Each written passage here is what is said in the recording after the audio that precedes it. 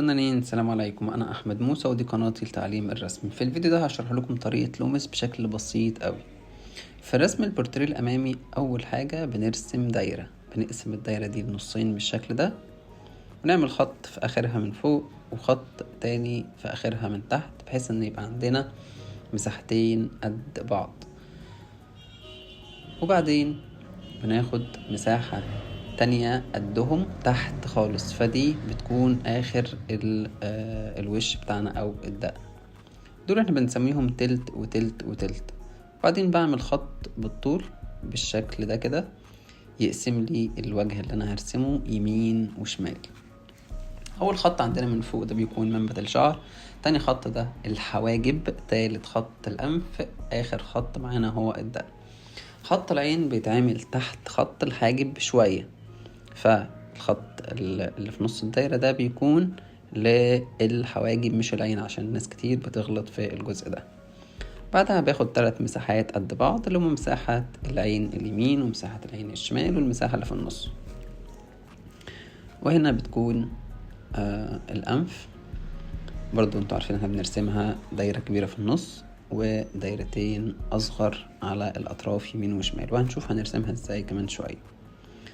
يبقى المساحة اللي فوق دي كلها بتكون مساحة الجبهة، إلا لو في شعر نازل زي الصورة اللي معانا دي، فساعتها بننزل الشعر على الجبهة شوية. وهنا هيكون الدقن. الشفايف بقدر المساحة اللي أنا هسيبها من بعد الأنف لتحت، وبحط مساحتين للشفايف اللي فوق واللي تحت. وفي الغالب الشفايف اللي فوق بتبقى أصغر من اللي تحت بشوية. يبقى عندنا أول تلت وتاني تلت والتلت الأخير اللي فيه الشفايف والدقن. لو نسيت حاجة ارجع للفيديو تاني عشان دي معلومات مهمة. بنبدأ نرسم العين، نرسم الكيرف اللي في العين من فوق أول حاجة لأن الخطوات مهمة، وبعدها نرسم عدسة العين، وبعدين نقفل العين من تحت. دي الخطوة التالتة. فترتيب الخطوات مهم عشان تخلي العين متناسقة أو أجزائها متناسقة مع بعضها. عملنا الجفن اللي تحت والجفن اللي فوق، وبعدها بقدر المساحات اللي أنا هسيبها لفوق بعد العين وارسم الحاجب أو مكان الحاجب بالشكل ده كده.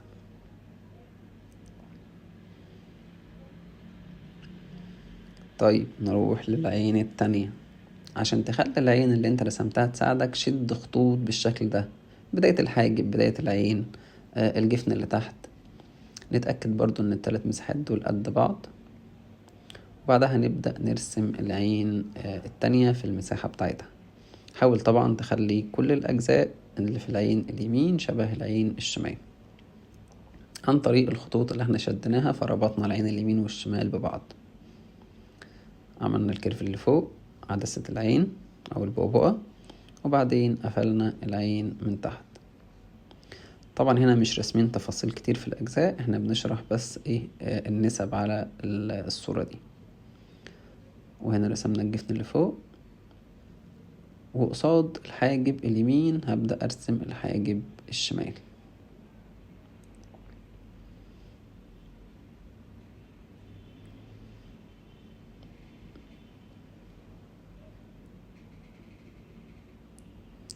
لحد كده تمام، ورسمنا العيون. نبدأ بقى نرسم في المناخير. احنا عندنا دايرة كبيرة شوية في النص ودايرتين صغيرين في الأطراف. في حدود التلامس بتاع ال3 دوائر يمين وشمال بنرسم فتحات الأنف، ونحاول نخليهم شبه بعض على قد ما نقدر، وبعدين نقفل الأنف يمين وشمال بالشكل ده، ونربط الأنف بالمساحة اللي تحت الحاجب زي ما انتم شايفين. نيجي دلوقتي نرسم الشفايف.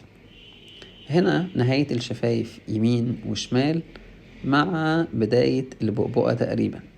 يبقى مع بداية البؤبؤة هنزل خط، ودي تبقى آخر الشفايف يمين وآخر الشفايف شمال. فكده حددت المساحة اللي أنا هرسم فيها الشفايف بالظبط قبل ما ارسمها، لأن ده مهم، لأنك لو رسمتها في مكان غلط هترجع تمسحها كلها وترسمها تاني. الشفايف دايما بنبدأها بالكيرف اللي في المنتصف، لان ده اللي بيحدد الشكل بتاع الشفايف او الرياكشن الاساسي بتاع الشفايف. بعدها بقفل الشفايف اللي تحت، وبعدين بعمل مثلث بسيط كده في النص من فوق اللي احنا هنعمله دلوقتي، وده بيدي الشكل بتاع الكيرف بتاع الشفايف اللي فوق في المنتصف. وبعدين نقفلها يمين وشمال.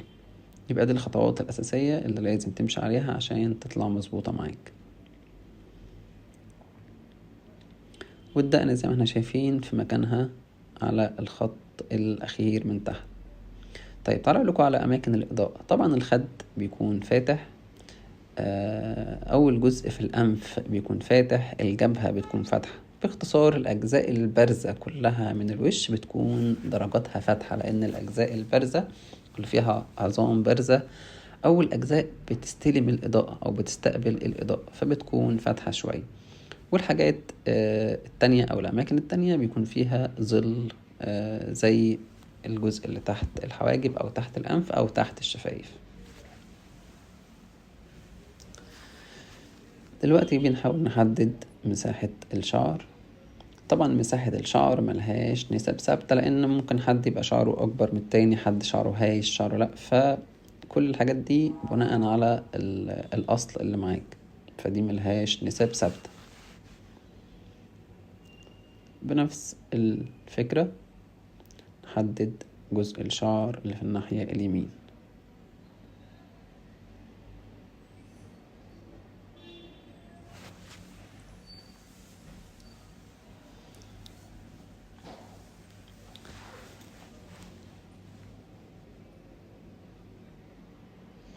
الخطوة اللي بعد كده خطوة مهمة، وهي ان احنا نقفل الوش. طبعا منتصف الجبهة زي ما قلت لكم بيكون جزء فاتح، وباقي الأجزاء بتبقى غامقة شوية. نبدأ نقفل لحد قصاد الشفايف، ما نعملش كيرف بمنحنى كبير، لأن الفك بيكون عند الشفايف تقريبا، يعني عند الشفايف أو فوق شوية أو تحت شوية. فلحد ما نوصل للشفايف نعمل الخط الصريح قوي أو النقلة الصريحة في الكيرف بالشكل ده، بحيث ان الوش يطلع معاك مظبوط. يبقى جزء الفك بيكون عند الشفايف او فوق او تحت شوية، باختلاف شخص عن التاني.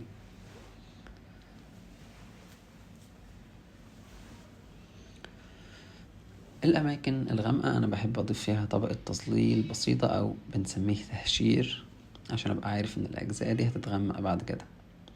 نحدد مكان الرقبة، هي مش موجودة في الصورة اللي معانا او الكتاب اللي احنا بنشرح منه، بس نهاية الرقبة في الغالب بتكون مع نهاية العين يمين وشمال خالص، مع طرف العين من الآخر بننزل خطين، ودول بيكونوا مكان الرقبة. مكان الودان آخر الأذن من تحت بيكون قصاد الأنف، وآخرها من فوق قصاد الشفايف. الحاجات دي لازم تتعود عليها. هتبقى بتبدأ تبقى مختلفة باختلاف الأشخاص، بس الاختلاف بيكون بسيط جدا. فانت مهم الأول تعرف القواعد الأساسية، وبعدين تعرف ان انت تعدل فيها ازاي. فلازم تعرف القاعدة الأول وبعدين تبدأ تعدل، لأن النسب اللي احنا بنشرحها دي اسمها نسب مثالية، والنسب دي أكيد مش موجودة عند الناس كلها بنفس المقدار، بس مهمة أوي ان انت تعرفها الأول، عشان وانت بترسم بتقربك للصح، وكمان عشان لو بترسم من خيالك تبقى عارف النسب اللي هتمشي عليها. كده خلصنا الأوتلاين.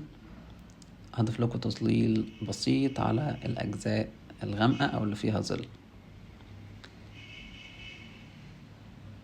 في جزء من الشعر باين تحت الودان، ده الجزء اللي احنا عملناه دلوقتي.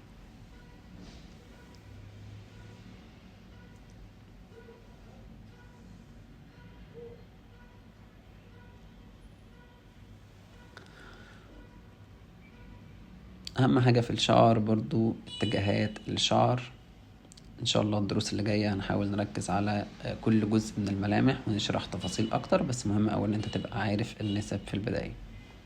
طبعا احنا بقالنا كتير ما بننزلش دروس على القناة، فلو استفدت من درس ما تنساش تدعمنا بلايك وتعمل شير وتشترك في القناة عشان نوصلك الدروس اللي جاية. وبكده نبقى خلصنا درس النهاردة، درس مهم وسهل وبسيط في نفس الوقت. ما تنسوش تشتركوا في القناة وتسيبوا لنا رأيكم في كومنت عشان توصلك ان شاء الله الدروس اللي جاية.